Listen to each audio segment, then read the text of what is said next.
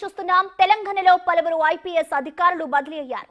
Hyderabad సిపిగా CV Anand నియమితులయ్యారు.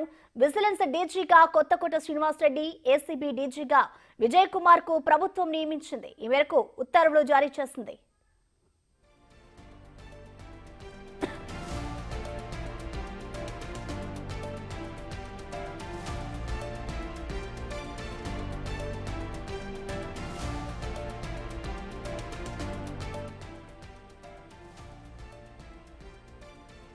తెలంగాణలో పలువురు ఐపీఎస్ అధికారులు బదిలీ అయ్యారు. హైదరాబాద్ సిపిగా సివి ఆనంద్ నియమితులయ్యారు.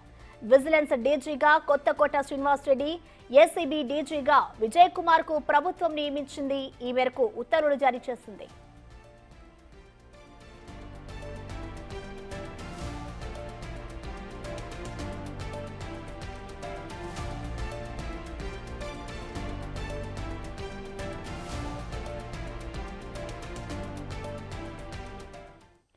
ఇదే అంశానికి సంబంధించిన మరింత సమాచారాన్ని మా ప్రతినిధి, మా అసోసియేట్ ఇన్పుటేటర్ నగేష్ అందిస్తారు.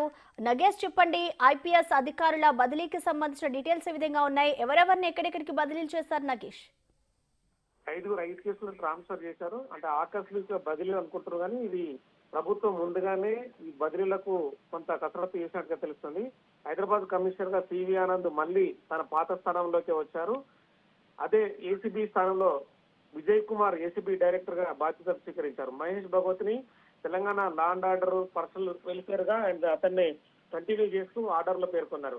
కొత్తకోట శ్రీనివాస్ రెడ్డిని విజిలెన్స్ ఎన్ఫోర్స్మెంట్ చీఫ్ గా బాధ్యతలు అప్పచెప్తూ ప్రభుత్వానికి దగ్గర ఉండే విధంగా ప్రిన్సిపల్ సెక్రటరీ హోదాను కూడా కొత్తకోట శ్రీనివాస్ రెడ్డికి జీఏడీ బాధ్యతలు అప్పగించిన పరిస్థితి. ఎందుకంటే కొత్తకోట శ్రీనివాస్ రెడ్డి కీ రోల్ పోషించాలనేది ఇక్కడ ఖచ్చితంగా కనిపిస్తుంది. హైదరాబాద్ సిపిగా సివి ఆనంద్ మళ్ళీ కొనసాగే అవకాశం కనిపిస్తుంది. ఎందుకంటే ప్రస్తుతము జితేందర్ డీజీపీగా ఉన్నారు కాబట్టి డీజీపీ పోస్టును కూడా గతంలో సివి ఆనంద్ అంటే గతంలో ఆశించారు. కానీ ఆ పోస్టు రాకపోవడంతో కొంత అప్పుడు మళ్ళీ ప్రభుత్వాన్ని అడిగిన పరిస్థితి. కానీ మళ్ళీ సిపిగా సివి ఆనంద్ చేశారు. ఈ లోపు జితేందర్ పదవి కాలం కూడా ముగిస్తే కనుక డీజీపీగా సివి ఆనంద్ కు ఉండే అవకాశం కనిపిస్తుంది. ఇక కొత్తకోట శ్రీనివాసరెడ్డి హైదరాబాద్ సిపిగా అంటే బాధ్యతలు చాలా స్ట్రిక్ట్ గా నిర్వహించారు.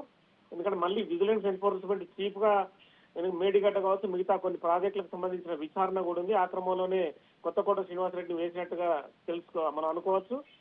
అందులో ప్రభుత్వానికి దగ్గర ఉండే విధంగా పోలీస్ కేసులకు సంబంధించి పోలీస్ వ్యవహారాలకు సంబంధించి ప్రిన్సిపల్ సెక్రటరీ హోదా ఇవ్వడంతో రేవంత్ రెడ్డికి దగ్గరగా ఉండి సలహాలు సూచనలు కూడా ఇచ్చే అవకాశం కనిపిస్తుంది.